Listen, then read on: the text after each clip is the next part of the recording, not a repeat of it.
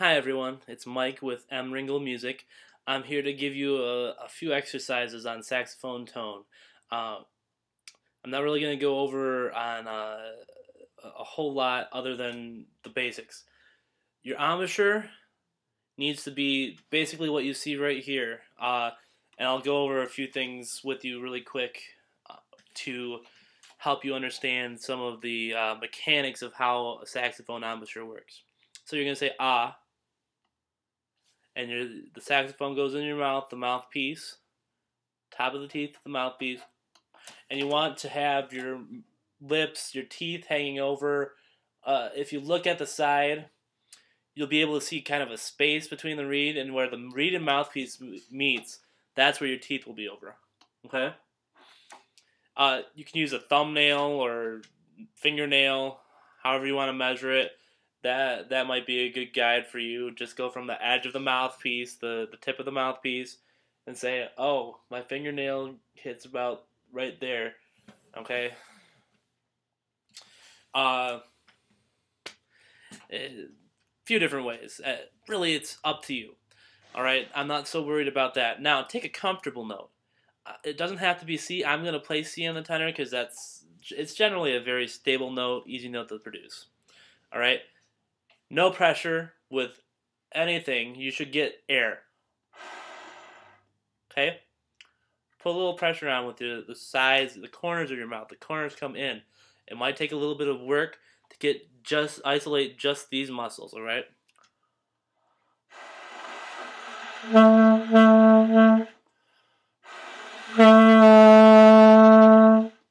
Okay?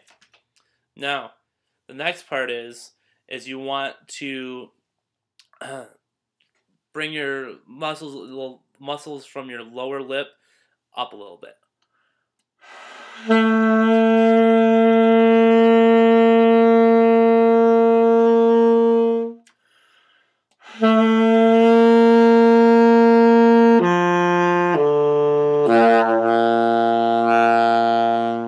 And see there, I had to adjust my lower jaw just a little bit to get the proper setting to get that low C to come out. All right. Now, that's one exercise. Just from no pressure to enough pressure to get the tone to produce, and then to center the tone. You still want a nice open sound. You don't want to pinch down with your teeth, your jaws like that. That's gonna produce this sound.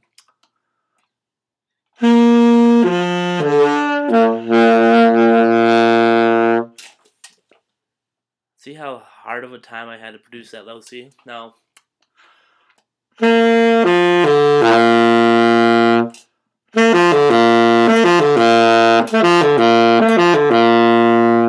all right.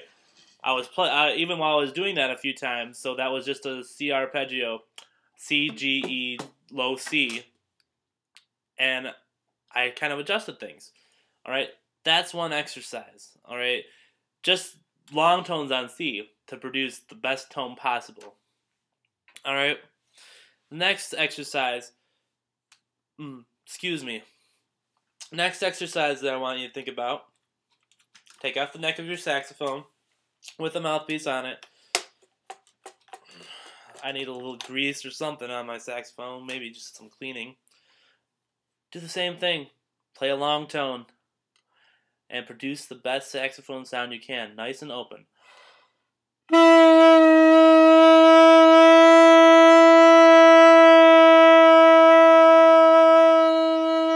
Always remembering ah, and then add the pressure.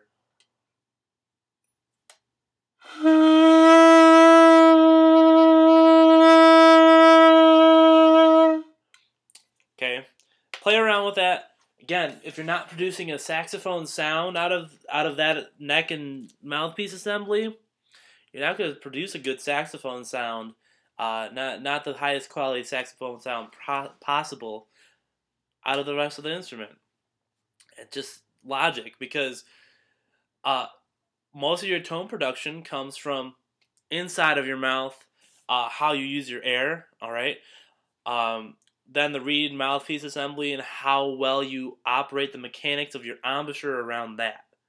Okay, I'm getting kind of technical, but I'm breaking things down for you. And I'm trying to make them simple at the same time by giving you these exercises. So we've got two exercises that focus just on producing a nice, open, warm saxophone sound. Saxophone sound. We don't want to sound like anything else. We want to sound like a saxophone. Listen to John Coltrane. Listen to Wayne Shorter. Listen to uh, Charlie Parker. Listen to Lee Konitz. I love Lee Konitz's alto sound. All right, and it's a little different, and but it's still open and free, and it sounds gorgeous. Now, I got a little off track naming off names. Those are some guys that I like. Next exercise. Actually, I want to talk for a second about some breathing. Make sure that when we breathe, we don't breathe like this. If the first thing that happens is your shoulders raise or your chest,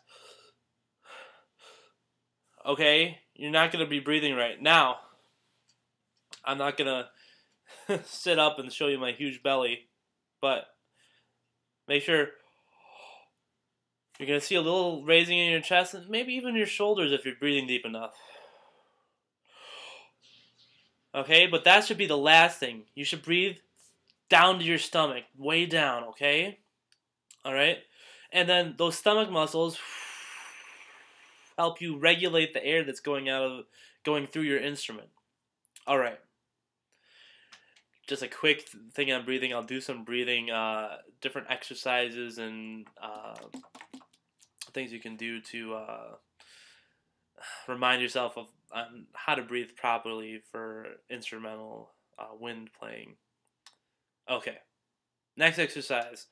Long tones. Just long tones, doing chromatic type long tones like this. I'm sure if you have played in band before, you'll have heard something like this.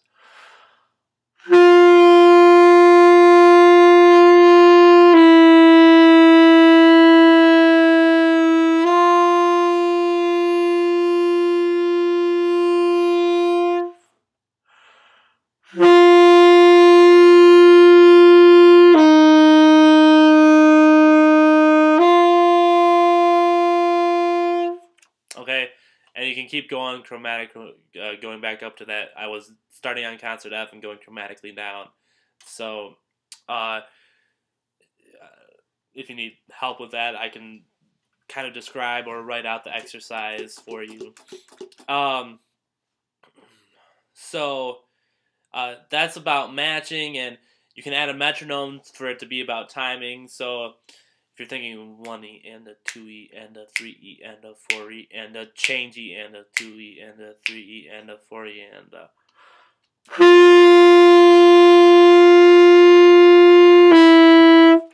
you can turn it into a technical exercise. So everything should be a technical exercise. Everything should be a tone exercise when you're playing an instrument. That's just how it is.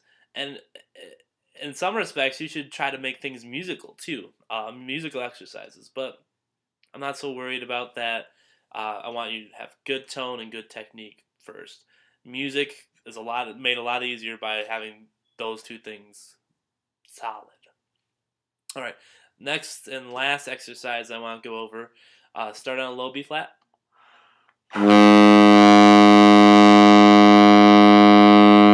Hold it out for about 5 counts, 8 counts, 12 counts. So it doesn't really matter how long. Use a metronome. Set it at 60. Choose how many counts you want to hold it out. Then,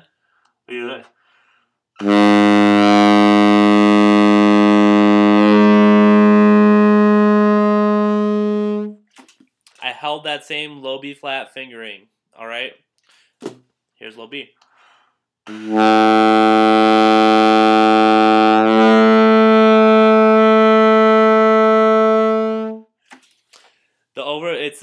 These are overtones.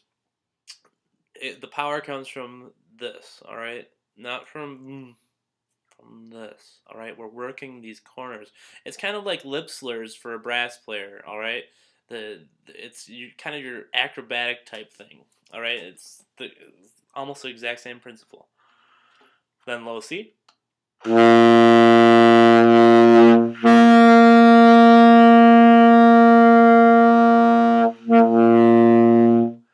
right, then we can do different combinations. I'm going to start with the low C fingering, playing the middle C. All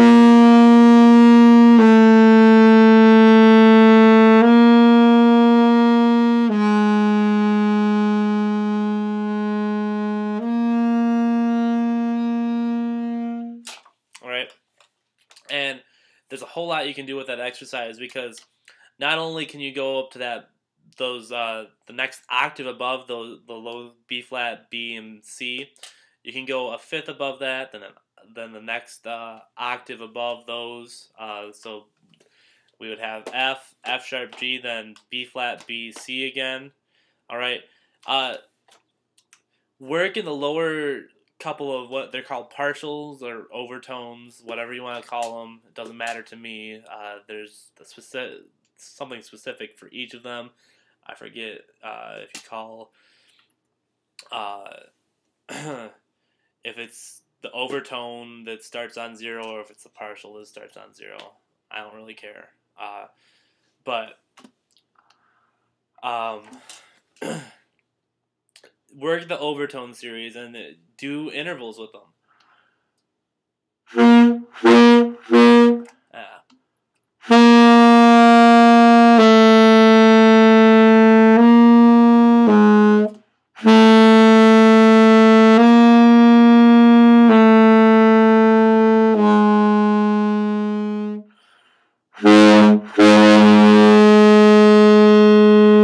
Okay.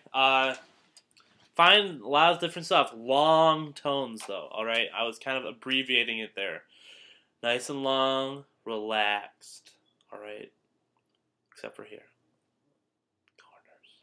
That's the secret to having a good tone. Corners and a little bit of pressure here. A little bit of pressure here. A little bit more. You know, the corners are going to be stronger than the up and down pressure. All right. I hope I've helped you. Again, thumbs up, comment, subscribe. Thank you for watching. All right, hope I helped someone out. Have a good night.